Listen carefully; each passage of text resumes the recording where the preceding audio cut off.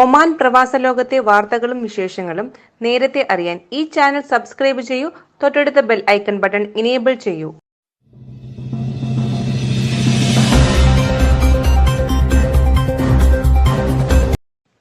Oman പ്രവാസി media Oman വാർത്തകളിലേക്ക് എല്ലാവർക്കും സ്വാഗതം.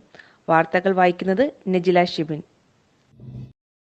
ആഭ്യന്തര യുദ്ധത്തിൽ പരിക്കേറ്റ യമൻ സ്വദേശികളെ ചികിത്സയ്ക്കായി ഒമാനിലെത്തിച്ചു. 50 പേരെയാണ് സലാലയിലെ അറബ് സെന്റർ ഫോർ ആർട്ടിഫിഷ്യൽ ലിപ്സിൽ പ്രവേശിപ്പിച്ചത്. യുദ്ധത്തിൽ കൈകാലുകൾ നഷ്ടപ്പെട്ടവരാണ് ഇവർ. ഇത് 3-ാം തവണയാണ് യമനിൽ നിന്നുള്ളവരെ ഇവിടെ പ്രവേശിപ്പിക്കുന്നത്. യമനി ജനതയോടുള്ള മനുഷ്യത്വപൂർണമായ പെരുമാറ്റത്തിന് ഒമാൻ സർക്കാരിനോടും ജനതയോടും പരിക്കേറ്റവർ നന്ദി പറഞ്ഞു. ഇക്കഴിഞ്ഞ മാർച്ചിലാണ് Arab centre for artificial lips ഉദ്ഘാടനം ചെയ്തത്. ഒമാനിലെ നഗരസഭാ കൗൺസിലുകൾക്ക് കൂടുതൽ അധികാരം നൽകി സുൽത്താൻ പുറപ്പെടുവിച്ച രാജകീയ ഉത്തരവ് ഗവർണറേറ്റുകളുടെ സുസ്ഥിര പുരോഗതിക്കും സ്വദേശി പൗരന്മാർക്ക് കൂടുതൽ തൊഴിലവസരങ്ങൾ സൃഷ്ടിക്കാനും സഹായകരമാകും. നവംബർ പകുതിയിലാണ് സുൽത്താൻ ഇത് സംബന്ധിച്ച ഉത്തരവ് പുറപ്പെടുവിച്ചത്. പുതിയ നിയമപ്രകാരം പുതിയ നഗരസഭാ ഫീസുകൾ ചുമത്താനും പിൻവലിക്കാനും ഫീസ് ഘടനയിൽ മാറ്റം വരുത്താനും ഫീസ് സ്വരൂപിക്കുന്ന രീതിയിൽ മാറ്റം വരുത്താനും നഗരസഭാ കൗൺസിലുകൾക്ക് അധികാരമുണ്ടായിരിക്കും. അതോടൊപ്പം പരസ്യങ്ങൾക്കും പരസ്യ ബോർഡുകൾക്കും നിയന്ത്രണങ്ങൾ കൊണ്ടുവരുന്നതിനും അധികാരമുണ്ടായിരിക്കും. ബന്ധപ്പെട്ട അധികൃതരുടെ സഹകരണത്തോടെ കടകളുടെയും വ്യാപാര സ്ഥാപനങ്ങളുടെയും ബോർഡുകൾ സംബന്ധിച്ച് നിയമങ്ങൾ കൊണ്ടുവരുന്നതിനും ഇവർക്ക് കഴിയും.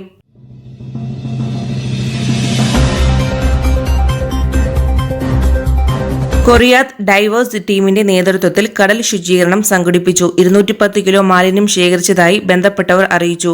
ഉപേക്ഷിച്ച മത്സ്യബന്ധന വലകളും നങ്കൂരവും അടക്കമുള്ളവയാണ് ശേഖരിച്ച് പുറത്തെത്തിയിട്ടുള്ളത്. ഇത് 8-ാം തവണയാണ് കൊറിയാത്ത് ഡൈവേഴ്സ് കടൽ ശുചീകരണം സംഘടിപ്പിക്കുന്നത്. ഗൾഫ് മാധ്യമം IPL മെഗാ ക്വിസിന്റെ അവസാനവട്ട വിജയികളെ പ്രഖ്യാപിച്ചു. ഒക്ടോബർ 31 നവംബർ 9 വരെ ശരിയുത്തരങ്ങൾ അയച്ചവരിൽ നിന്നുള്ള ജേതാക്കളെയാണ് തെരഞ്ഞെടുത്തത്. നാഫിയ, Sunilkumar, KP Shajir, Jagdish പതിയിൽ, Tasneem Banu, PM Abdul Rasheed, Rihan Saleem, N Naisam, പൂർണ്ണശ്രീ, AM മേഘാഞ്ജന എന്നിവരാണ് പ്രതിദിന സമ്മാനങ്ങൾക്ക് അർഹരായത്. ഇലക്ട്രോണിക്സ് ഉപകരണ രംഗത്ത് പ്രമുഖ സ്ഥാപനമായ ജീപാസ് നൽകുന്ന സ്റ്റെയിൻലെസ് സ്റ്റീൽ ഇലക്ട്രിക് കെറ്റിലും വാബൻസ് നൽകുന്ന IPL ബ്രാൻഡഡ് സെറാമിക് കപ്പുമാണ് പ്രതിദിന സമ്മാനം.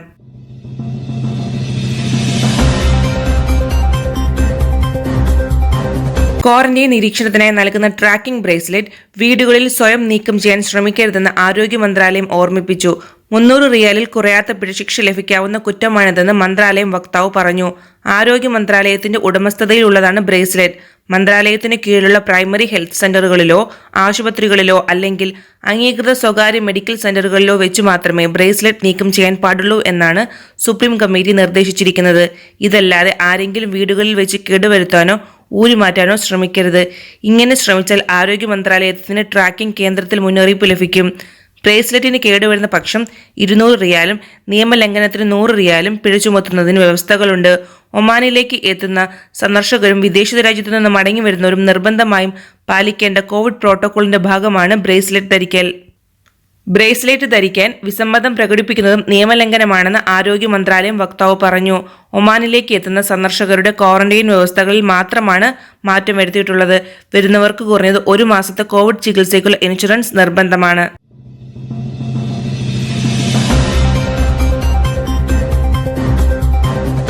ഇന്ത്യൻ സ്കൂൾ വിദ്യാർത്ഥികൾക്കായി ഇന്ത്യൻ സ്കൂൾ ബോർഡ് സംഘടിപ്പിച്ചു വരുന്ന അവനീർ കരിയർ ഗൈഡൻസ് സെഷൻ അവനീർ സമാപന ദിവസം ഡോക്ടർ ശശി തരൂർ MP പങ്കെടുക്കും. 28-ന് വൈകിട്ട് 4:30 ശശി തരൂർ വീഡിയോ കോൺഫറൻസ് വഴി വിദ്യാർത്ഥികളെ അഭിസംബോധന ചെയ്യും.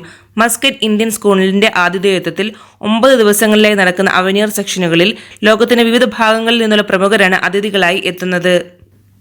ജിദ്ദയിൽ പെട്രോളിയം ഉൽപ്പന്നങ്ങളുടെ വിതരണ കേന്ദ്രത്തിന് നേരെ ഉണ്ടായ ആക്രമണത്തെ അപലപിച്ച് ഒമാൻ. മേഖലയിൽ സമാധാനം ഉറപ്പുവരുത്തുന്നതിന് UN നടപടികൾ ആവശ്യമാണെന്നും ഒമാൻ പറഞ്ഞു. റോയൽ ഹോസ്പിറ്റൽ നാഷണൽ ഹാർട്ട് സെന്ററിൽ രാജ്യത്തെ ആദ്യ കാർഡിയക് കത്തീറ്റർ ഓപ്പറേഷൻ സംവിധാനം ആരംഭിച്ചു. അൾട്രാസൗണ്ട് ഉപയോഗിച്ചുള്ള ശസ്ത്രക്രിയ ലോകത്തിന്റെ വിവിധ ഭാഗങ്ങളിൽ വ്യാപിച്ചു വരുന്ന സാഹചര്യത്തിലാണ് സുൽത്താനേറ്റിലും ഈ സംവിധാനം ഒരുങ്ങുന്നത്. സ്റ്റെനോസിസ് ബാധിച്ച് ചികിത്സയിൽ ആയിരുന്ന 2 രോഗികളുടെ ചികിത്സ ആദ്യഘട്ടത്തിൽ വിജയകരമായി പൂർത്തീകരിച്ചതായി ആശുപത്രി വൃത്തങ്ങൾ അറിയിച്ചു. തലസ്ഥാനത്ത് സീബ് വിലായത്തിലെ മൊബേല സൗത്തിൽ താമസ കെട്ടിടം കത്തിനശിച്ചു. തീപിടുത്ത കാരണം വ്യക്തമല്ല. വീടിന് ഉൾഭാഗം ഉൾപ്പെടെ തീ പടർന്നു. വീട്ടുപകരണങ്ങൾ ഉൾപ്പെടെ നിരവധി സാധനങ്ങൾ കത്തിനശിച്ചു. വൻ നാശനഷ്ടം കണക്കാക്കുന്നു. തീപിടുത്തത്തിൽ ആർക്കും പരിക്കേറ്റിട്ടില്ല. Muscat unit civil defence and ambulance വിഭാഗം സംഭവ സ്ഥലത്തെത്തി തീ നിയന്ത്രണ വിധേയമാക്കി.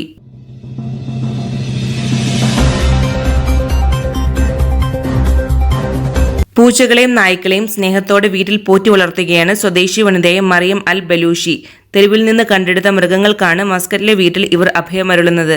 480 പൂച്ചകളും 12 നായ്ക്കളുമാണ് സർക്കാർ സർവീസിൽ നിന്നും വിരമിച്ച ഈ 51കാരിയുടെ സംരക്ഷണയിലുള്ളത്. ഇതിൽ 12 പൂച്ചകൾ അന്ധരാണ്. മൃഗസംരക്ഷണം തലയ്ക്ക് പിടിച്ചതു കാരണം അയൽക്കാരുടെ പരാതികൾ വർദ്ധിച്ചപ്പോൾ വീട് മാറേണ്ടി വന്നിട്ടുണ്ട് മറിയത്തിന്. ഇവയുടെ ഭക്ഷണത്തിനും മെഡിക്കൽ ആവശ്യങ്ങൾക്കുമായി മാസം തോറും 3000-ലധികം റിയാലാണ് ഇവർ ചെലവിടുന്നത്. തെരുവ് മൃഗങ്ങൾക്കും മറ്റും ഭക്ഷണം നൽകിയിരുന്ന മുൻ അയൽവാസിയാണ് തനിക്ക് പ്രചോദനമെന്നും ഇവർ പറയുന്നു.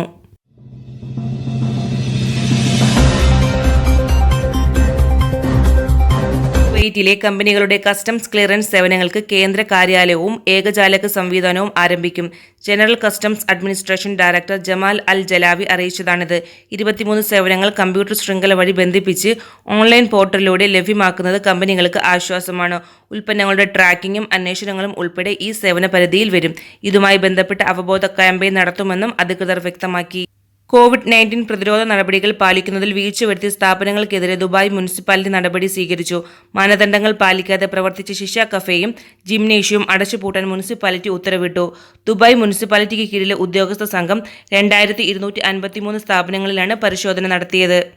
അൽഹം റിയ പ്രദേശത്ത് 27കാരനായ ഇന്ത്യക്കാരനെ താമസിക്കുന്ന മുറിയുടെ സീലിംഗിന്റെ തൂങ്ങി മരിച്ച നിലയിൽ കണ്ടെത്തി. ബുധനാഴ്ച രാവിലെയാണ് മൃതദേഹം കണ്ടത്. ഷാർജ പോലീസ് അന്വേഷണം തുടങ്ങി. പ്രാഥമിക അന്വേഷണത്തിൽ ആത്മഹത്യയാണെന്ന് സംശയിക്കുന്നതായി പോലീസ് പറഞ്ഞു. മൃതദേഹം അൽ കാസിമി ആശുപത്രിയിലേക്ക് മാറ്റി.